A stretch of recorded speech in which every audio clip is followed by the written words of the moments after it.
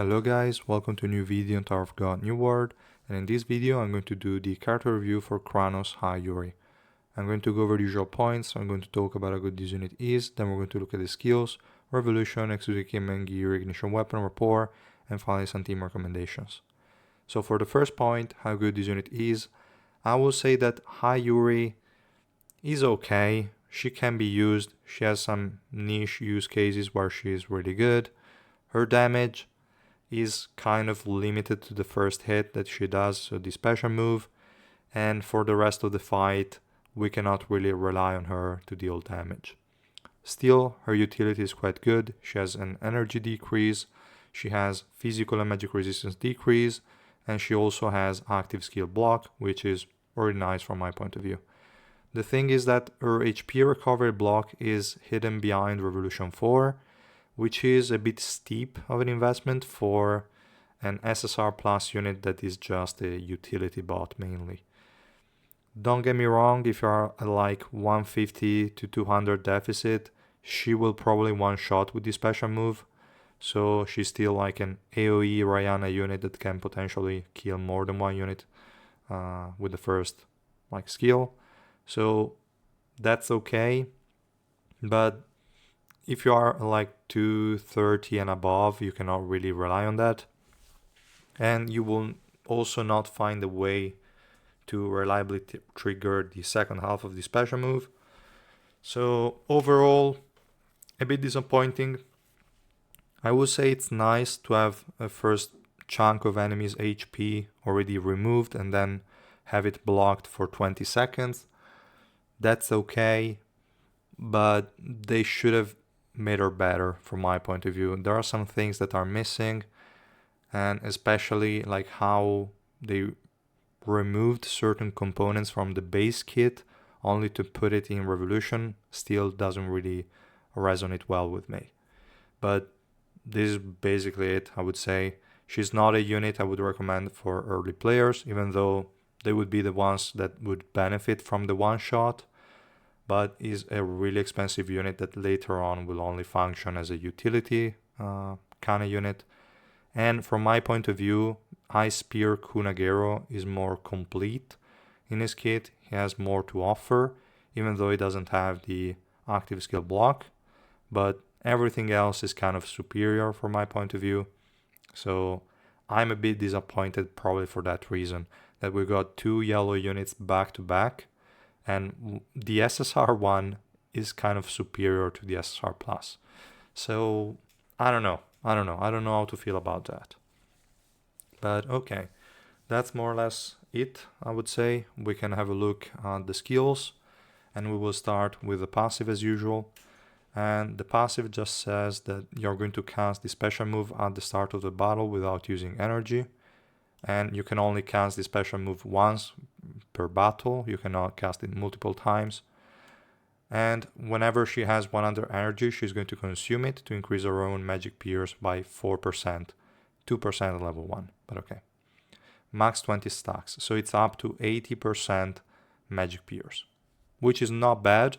The thing is, you have to find a way to give her enough energy early on to get most of this buff on her first hit, because for the rest of the fight she will not really do damage, so it doesn't matter if she has an 80% pierce, she's not really going to do much. It's going to be a pain in the ass for sure in the enemy team, but we'll see about that. I don't know. And for the Revolution part, and this one is Revolution 5, whenever Yuri consumes energy by using the ultimate weapon, her defense and attack increases by 30%, and the remaining cooldown of active skills is reduced by 0.5 seconds. The attack and defense increase has a max of 10 stacks, so 300 defense, 300 attack, really, really good. The thing is, again, for the attack, you want as many stacks as you can for the first hit, because for the rest of the fight it doesn't really matter. But the 300% defense increase is really good. So, not bad, but just a bit weird. Like, we have a sort of a self debuff in here, which is again lore compliant, let's say, but For a game, maybe it's a bit too much. I don't know. Maybe they could let you do it twice. I don't know. I don't know. Really strange. But okay, that's the passive. Now I would say we can jump immediately to the special move since it's mentioned here, and that's going to be the first skill that you're going to cast. And we can see here the special move, Ignition Kranos. She's going to focus for 2 seconds to summon Kranos, and then she's going to teleport to the center of the battlefield in an invincible state, gather Shinsu into Kranos and ignites it, and then is going to deal damage equal to 2400% of her attack to all enemies and reduce their HP recovery amount by 80% for 20 seconds. This debuff cannot be removed with debuff removal skills. Now, 80% for 20 seconds is still not enough, I would say, in Adventure, especially at high deficits, to be relevant. So, kinda trash. I don't really like that.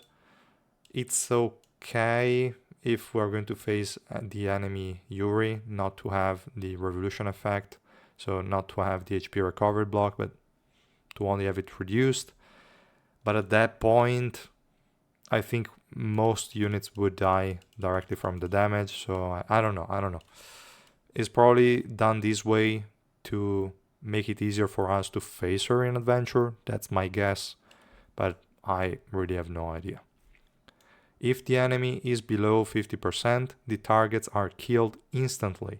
When they receive fatal damage, any enemy skill that activates when fatal damage is taken for the first time is nullified. This doesn't apply many times, but there are skills like, for example, Karaka has it, that the first time he dies is going to revive, and that would be nullified and he would die immediately. That's okay. But this is never triggering. As I mentioned before, very, very hard for it to trigger. Even like a 250, that's where I mostly tested her. That's the deficit I'm currently at. Like, even if I use a Rihanna unit, I cannot get one unit below 50%. So this execute is extremely hard to proc. There will be ways, I'm sure, but really, really weird. I don't like it. I don't like it. And yeah, as I mentioned, Revolution 4, we have Ignition Kranos is enhanced, granting Yuri immunity to status effects during focus. And even like here, why immunity to status effects and not invincibility? Because this is okay, like she cannot be stopped, great. At least we also know how to counter her in Adventure. If we face her, we just have to CC her in the first 2 seconds of the fight. So if she's in the front, probably a Misang. If she's in the back, a Blarode, and you're more or less good to go.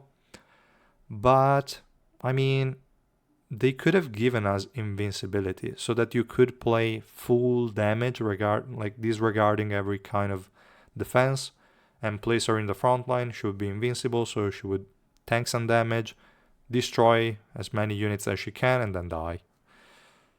That's not the case, unfortunately, so it's just status effect immunity. Fine, you kind of have to play her with the resistances at this point as the usual close range units. So, I don't know. Kind of weak. But okay, that's all there is to it. There is nothing else. It's a skill that's going to be procced once that has a 20-second debuff that cannot be removed. That's it. Then we have the first active skill, Giga Nuclear Punch. And she's going to swing her fist 3 times, triggering Shinsu explosions that deal 400% of her attack as damage to enemies within range, knocking them down for 2 seconds with hit. It's a good crowd control overall, not too insane, but pretty good. And when the Shinsu explodes, she's going to steal 40% of the target's magic resistance and physical resistance for 12 seconds. Overall, pretty solid, pretty good. Magic and physical resistance decrease, so not much we can say here. And the exclusive equipment is also going to buff it even more. Then we have the second active skill, Red Velvet Sword. She's going to become immune to status effect and launch a wave fist at the furthest enemy, dealing 800% of her attack as damage to enemies in range and knocking them down for 3 seconds. She's then going to create binding shackles on the target for 8 seconds, which lock the enemy for 3 seconds if they use an active skill and nullified. This effect I really like, and the exclusive equipment again is going to further improve it. So really, really solid.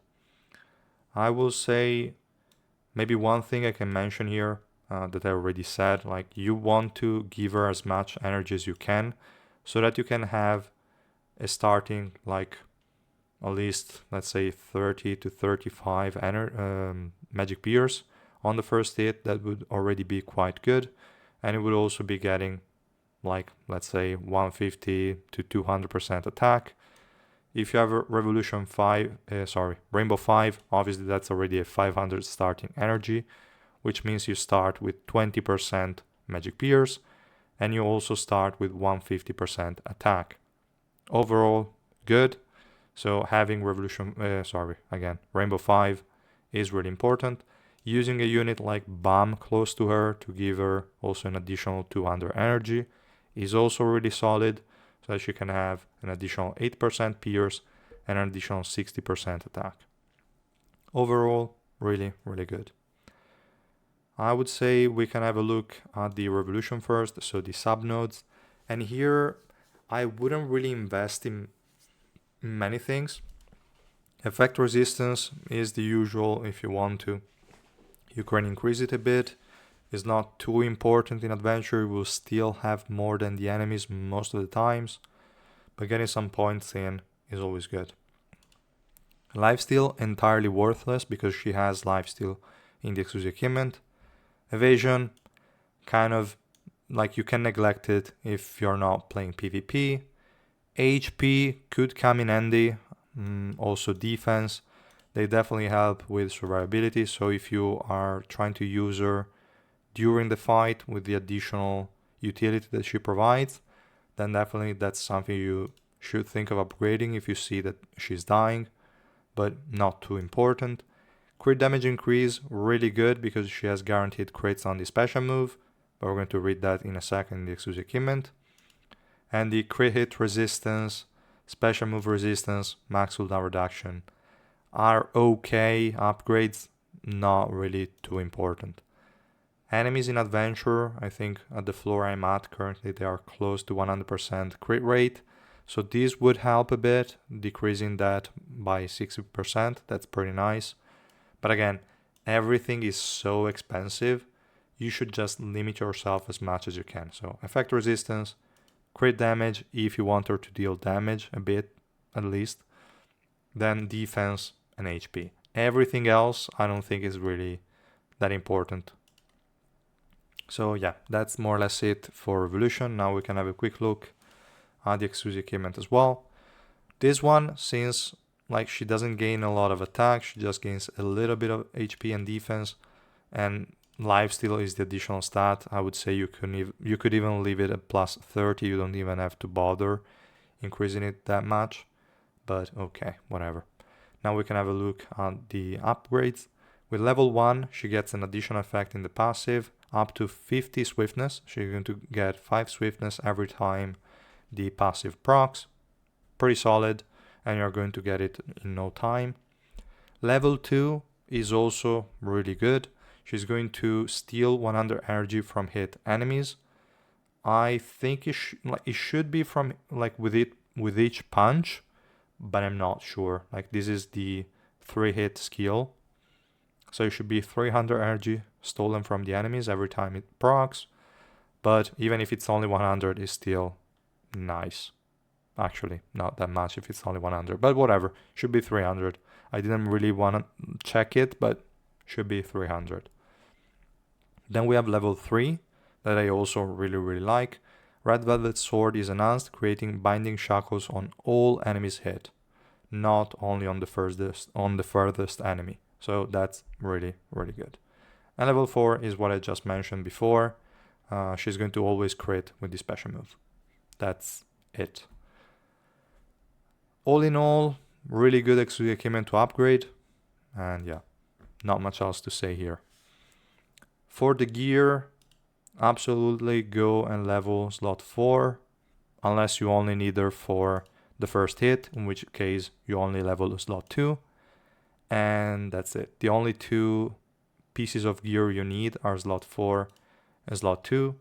Again, leveling this stuff to level 5 is crazy expensive, and I'd say don't do it unless really necessary. And yeah, that's more or less it for the gear 2.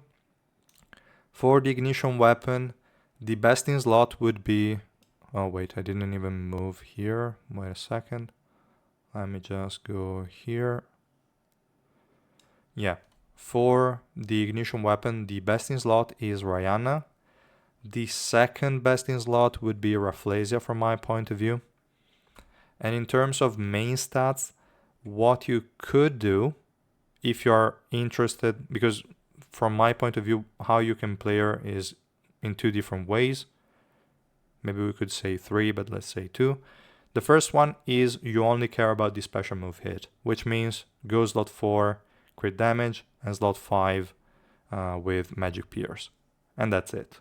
Nothing else to consider.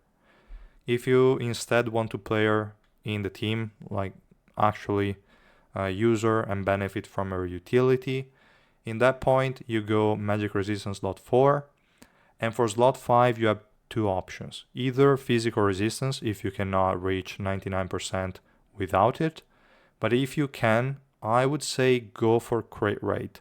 Crit rate is going to be wasted on the special move hit, but then is basically a 100% crit rate on everything else, so all the active skills, which is not too bad, but again, her damage is a bit negligible.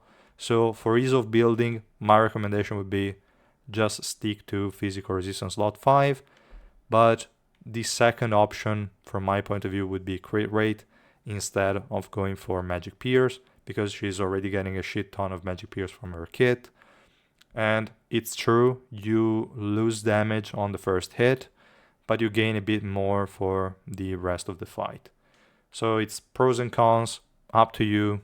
I'm just trying to explain to you how this kind of works. And yeah, that's more or less it. I recommend Rihanna because the AoE silence is really good. Way better than what Rafflesia can give you, because Rafflesia will just block some CCs on you, you don't really care, and will give you some energy, but like after the amount of energy that you use to cast 2 special moves, you will not need any more energy because you will have capped every single buff. Most of them will be capped at 1 special move worth of energy, and the remaining 40% magic pierce from the passive will be gained with the second one. So that's it. 2000 energy is all you need. So I don't know, not really that fan of Rafflesia in this scenario, but can come in handy. You can always use Sela too, no big deal, up to you. And yeah, for Rapport, I would say for the most part, just stick to swiftness. Maybe you don't even need to get swiftness at all if you only rely on the first hit, but okay. And accuracy and evasion only if needed. I don't really feel like is an important aspect here. You can just entirely ignore it. And yeah, I'd say that's pretty much all for a review. The only thing that's left is team building. And for team building, I will add over to Arena. But I have to mention one thing, and that is you don't really have to build a team around her because she's not a DPS. So she's going to be slotted in whatever team you want. You don't really have to build a team around her again. She's not a DPS. So whenever you need to counter an enemy that has the annoying like heals, that could be, let's take for example Evan, even though he's more annoying for the invisibility than the heal, Gastang, or you're facing Anniverse or Eva, also like she can also help. If you're facing Xiaxia, but I don't think Xiaxia is a problem for anyone. She's too single target. Blanc is also single target, but has the AoE circle that is quite good, so she's annoying as hell. Lozelle is annoying too, and probably that's pretty much it, I'd say. I don't think there are many other annoying healers actually.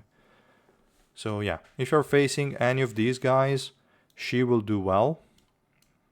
But again, only for the first 20 seconds. You should try to like make the fight as quick as possible, which is why I oftentimes use Irang. Okay, I'm selecting enemies, damn it, I never use this fucking arena simulation, it's so trash. I usually use Irang because she has a good burst. She's going to group the enemies, burst them down with the active skill, and that's it. Again, only applicable if you haven't invested Irang, otherwise Irang is kind of trash. But you could still use her, like for example, let's say you haven't invested Wangrang, use her for grouping, you burst them down with this guy while they cannot heal. So that's also feasible. A unit you should almost always have as well, if you are relying on her to deal a bit of damage, is BAM, because of the additional initial energy, which is really important. And in this kind of composition, it will provide energy to everyone. And if we have BAM, we will also have Evan. It's like 2 units that cannot be really separated that much. And yeah, this is a okay full yellow team that you could use. If you haven't invested Irang, I would recommend going for an Albelda in this slot instead. If you have Albelda Revolution 5 for the active skill reset, that will immensely boost Irang's damage, like burst damage. So it's really helpful to finish the fight in those initial 20 seconds. So that's an idea, but again, you could really use whatever you want. I recommend Albelda just because of like the burst that you have to do, like you have to burst the enemies down. That's it, like there is no escaping it, you have to burst them down as quickly as possible, because anything that lasts for more than 20 seconds is going to be like her value is going to drop, that's it. So you want to end the fight as quickly as possible. So a team like this with this guy that also has a really good burst, a really good damage. She also helps increasing his damage. She helps always. She's really, really good. And then for the last unit, someone to group enemies up actually. So either another Irang with a tank build only to use the special move as crowd control, or you could use anyone that groups. Revolution 4 Karaka is okay. You could use Anna too. She's pretty okay at grouping, so you could use her. Or, I mean, yeah, you get the idea, just units that group. So my recommendation for her is, again, have units that can burst enemies down quickly. And to do that, you should always try to group the enemies up and then burst them down with high damage dealing units. I would never use, for example, Kaiser with her, because Kaiser takes some time to ramp up her damage and she's mostly single target. So you're going to burst down one enemy, burst down a second enemy, maybe burst down a third enemy, and then the 20 seconds are gone, and the last remaining 2, if you didn't get rid of the healer, are going to be a lot harder. So again, focus on AoE and focus on grouping. That's just my recommendation, I would say. And what else to mention here? Not much. I would say that's pretty much all. You want to use her to counter healers, have grouping, and have some burst. If you cannot do that and the fights last for more than 20 seconds, you kind of want to have a plan B if you know you cannot get rid of the healer, to also keep on decreasing the enemy healing. So Varagar, for example, to block the enemy HP recovery. Might be a bit redundant at this point. You could very well just play with just Varagar, but you know, you can play it however you want, you can make your own decisions. These are just some guidelines. So yeah, that's pretty much all, guys, for this video. Let me know in the comments what you think about it, if you have a different idea on Yuri or whatever. Let me know, and I will see you guys in the next one. Bye!